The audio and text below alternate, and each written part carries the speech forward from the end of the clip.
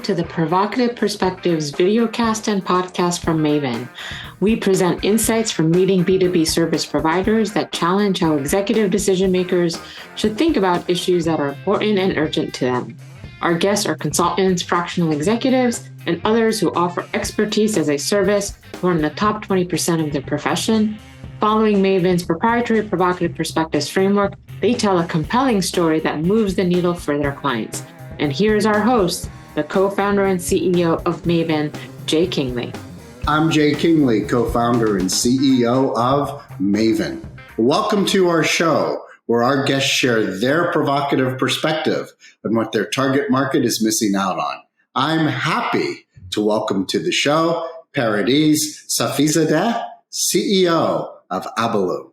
Abaloo is a go-to-market digital agency that takes companies from launch to millions in revenue. Pardees is based in Boston, Massachusetts, and Pardees is going to talk to us about how a young growing company needs a narrative that allows them to create market awareness that goes beyond their initial professional network. I'm Pardees from Abaloo, and here's why startups need to hone in on their messaging before they can scale. Product-led startup founders or B2B businesses are trying to find messaging that resonates with their prospective customers so they can scale their marketing and sales activities. If the messaging isn't resolved, there's no foundation to build marketing and sales campaigns off of. What a lot of people don't realize is a scaled marketing or sales campaign needs to be profitable in order to keep the company in business. If you never find the right messaging to create a profitable campaign, it's going to be impossible to stay in business unless you cut everything or you have a lot of money or scale to achieve your goals for the company. A lot of times, these founders' messaging was working before, and it was working well enough to get a small customer base started on their product, usually through their own network. Once they go to scale, that messaging that got their first customers doesn't scale with them. At this point, they either have to start from scratch and update their campaigns to start bringing them in some revenue, or they have to abandon the tactics that are wasting them money, which stops them from scaling. Decision makers facing this problem can be feeling shattered or almost ruined. A lot of them have worked so hard to get to this point to only realize that they're on a sinking ship and they may not make it. Most decision makers are targeting a broad audience, which dilutes their messaging. They may be getting in front of the right people, but without a message that speaks directly to their prospect to close, their prospect isn't going to see the value of their product or service. When this occurs, you're going to be experiencing the following. Their content topics won't be resonating with anyone, and it may be feeling like they're yelling into a void when they're posting social content. It'll be hard for their sales teams to book meetings since no one sees why their product is useful and won't want to have any conversations with them. Their marketing campaigns will be bringing in a few people, making the cost per lead very high. Their pipelines will be slow since it's hard for prospects to feel urgency or make the business case to their bosses. And it's going to be hard for customers to see the value of their product or service and won't feel comfortable putting a hard return on investment number next to it. If they're getting an upsell or if they're getting more renewals, it's because the customer likes your team and not their actual product. So most people who want to solve this problem usually go for quantity over quality. They will try to solve this for the lack of conversion rate by stuffing the top of the funnel with more and more so they can try to find the few percent of people who actually want to buy the product based on the current messaging. Think of any product or service that is constantly messaging you or has a persistent sales representatives. They'll keep churning and burning their team members and cause more issues down the line. Without enough sales, they'll have issues retaining customers and employees too. The top echelon of companies do it differently. They lead by narrative by speaking to an actual need. Take DLC.Link, a financial tech crypto company that had a small conversion rate of 0.5% with some flashes of brilliance before. By honing in on their prospective customers' needs and creating a content campaign with an offer that actually got them somewhere, they were able to go from like 2% to 8% of a weekly conversion rate for a demo depending on the week. They now actually have to scale up their qualification rules because their current team is overloaded trying to talk to everyone who's coming through the funnel. So in order to get this done, the decision makers need to do a few things. Number one, they need to interview current customers and really zero in on the signals to look for someone who needs their product, the language and vocabulary they're using to describe their problem, and then better understand how the customer is getting their needs solved by the actual product or service. If they can't get actual insights from customers, they'll need to talk to prospective customers to gain those insights. Meeting them in actual and casual settings, like meetups or conferences, is a good place to start. In this instance, they will need to find the problem and signals their prospective customers are dealing with and create a narrative on how they can solve those problems with their product or service. Then they need to test their assumptions in the market. If 90% of prospective customers are hearing and reading the pitch and want to learn more, then they have a winning message to roll out to their digital sales and marketing channels.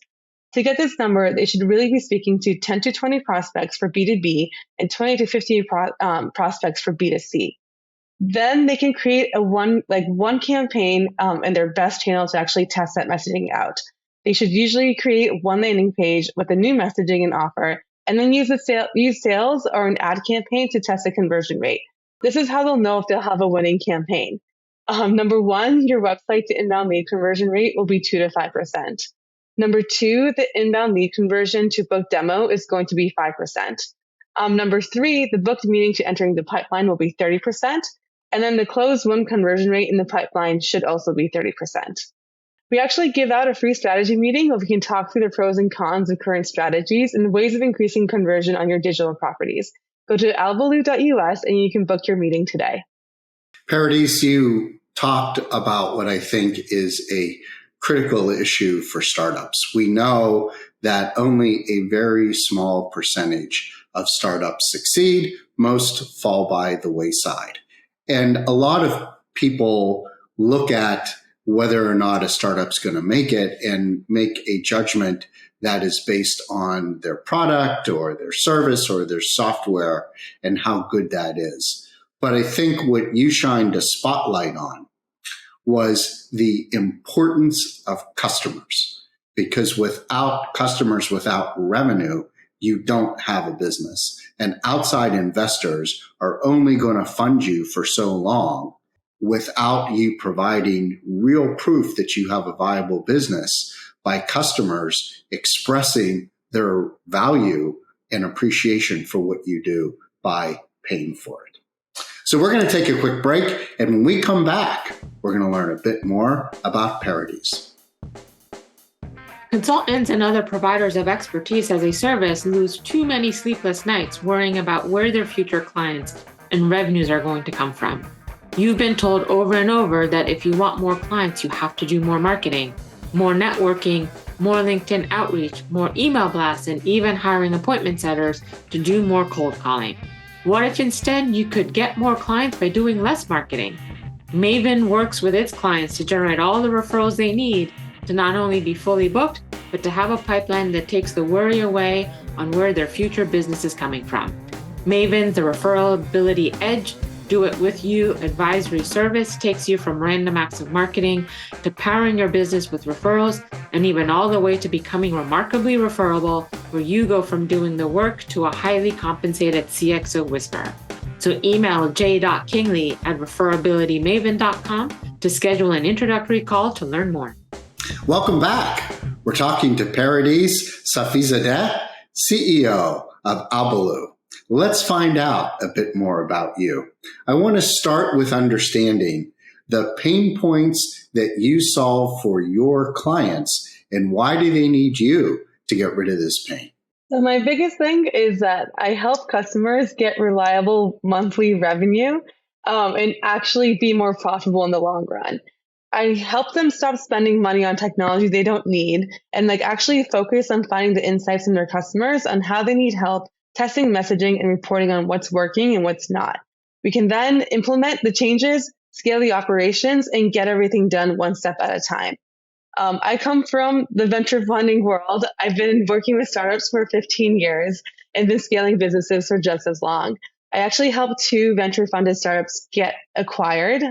One was I was working on the digital marketing side where I got them from 5 leads a month to over 500 leads a month and took them from 30 employees when I joined to over 450. And we went through multiple funding rounds for them to get acquired for $500 million. Then I also went to work at another startup where I was on the customer success side. I helped them go from, a churn rate of 50% where all their customers were leaving because they couldn't find success with the platform. They couldn't put a return on investment dollar on what they were doing, and got them to a negative 10% churn where we were actually making more money working with them. And we kept upselling them more and more products. Any service that is worth providing is going to attract a lot of competition. And we know, as I like to say as a joke, the average provider is average, but customers don't want to work with average. They want to work with the best. So Pardees, what is it that makes you and Abalu so great at what you do? So number one is just experience of helping multiple startups and businesses scale. I actually bring a leadership team that's been at these top startups and has experience with more than just me of getting people to come in, scale their business, and exit successfully.